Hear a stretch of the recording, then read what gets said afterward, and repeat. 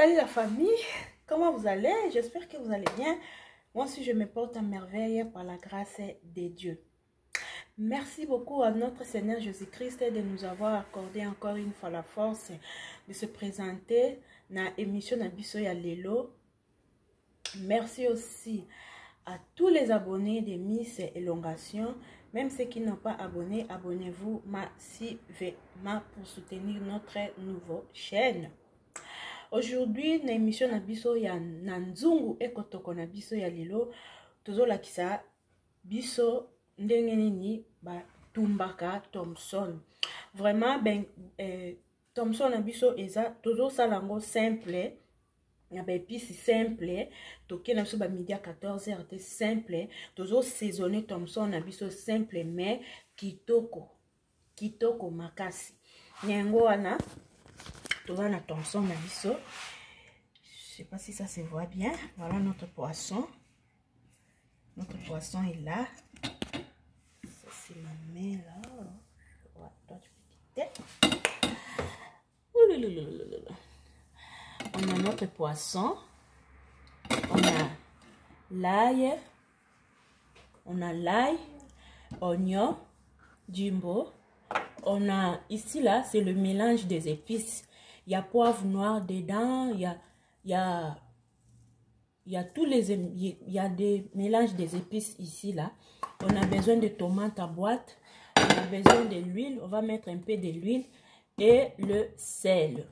Maintenant, on va commencer à nettoyer notre poisson. Oh. Excusez-moi, je suis en train de me filmer. On va commencer à nettoyer notre poisson. On va nettoyer le poisson, laver et puis saisonner. Nani tiki mopepe na yo etindika ngai. Maboko na yo na makongo na ngai etindika ngai. Bayo. On a fini d'enlever les saletés. On va laver maintenant notre poisson.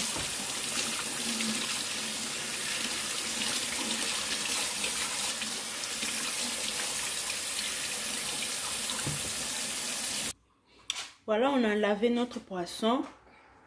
On a lavé notre poisson, on a enlevé des saletés. Maintenant, on va râper l'ail.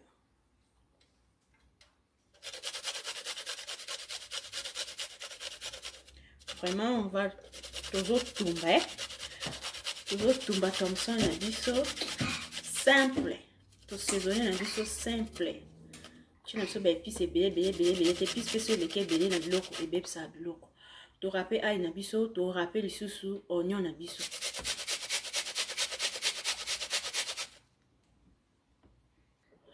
Tu sais ce qu'on râpe ail na biso na oignon. Tu chasko tomate à linzanza. Ils en ont mbisi belete, tomate à linzanza mkekaka. Tu bouillir. Tu zuis ba épices na biso oyo. Ils a poivre noir. Épices mélangées, poivre noir, va mélanger. Tout est sous mon kaka.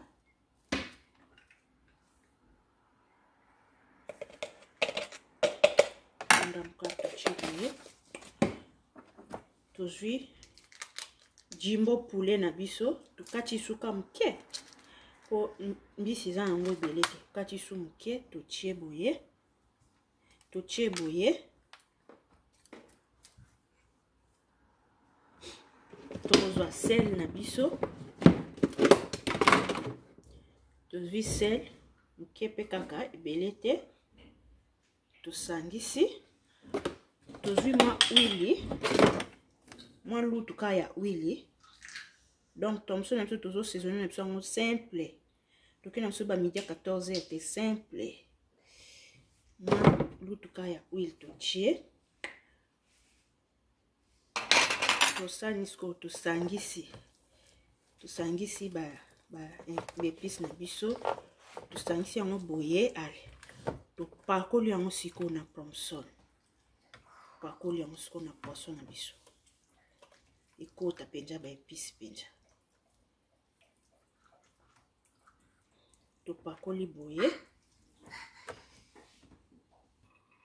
Voilà bandeko na sisi ko saisonner Thomson na ngai na saisonner na nga simple eza vraiment simple mais kitoko na saisonner na nga simple na tiki yango siko ata mo 3 minutes moko boye evanda mokie ekota mungwa ekota bepisi bien et bon on a tchana four.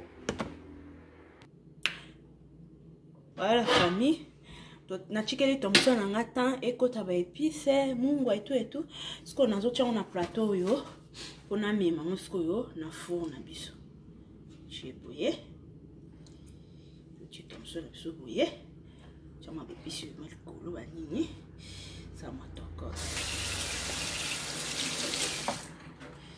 Qu'est-ce que tu as Thomson na biso na four eza mo belete mi balé kaka qu'est-ce que Thomson so na four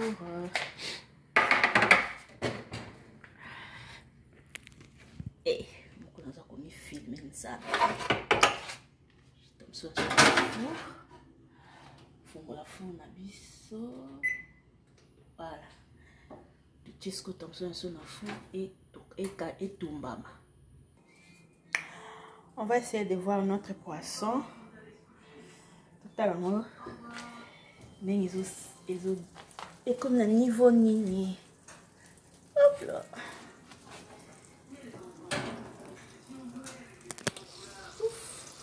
Voilà. Zana noir. Faisons ça en sous. Je vais la sous ça. Voilà, tu es sous total là. Total la Thomson na biso comme na niveau ni. Tu vois, c'est bon hein. C'est bon.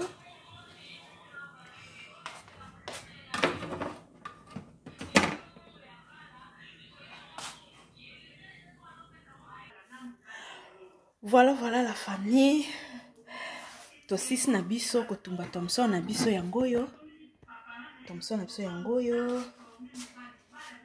Thomson na biso yangoyo. Tosis kotumba. Vraiment tout ça là Thomson na biso simple. Tout ça là Thomson na biso simple, tout saisonner yango simple. Donc tout kaka ail, oignon, poivron, poivre noir, na tomate ya linzanza, na mungwa, mo huile muke, nde to saisonaki Thomson na biso vraiment simple mais et donner kitoko makasi. To saisonner vraiment très simple là. Très simple mais Thomson na biso ebimi nango kitoko yango tolia boye pondu na biso mai Thomson na biso yango oto kotumba na fufu na biso pilipili pembeni na mai na biso komela yango yo lelo toke boye. Portez-vous bien. Merci beaucoup à tous les abonnés de Miss Elongation. Même ceux qui n'ont pas abonné, abonnez-vous massivement. On se revoit à la prochaine vidéo. Bon appétit. Bye bye.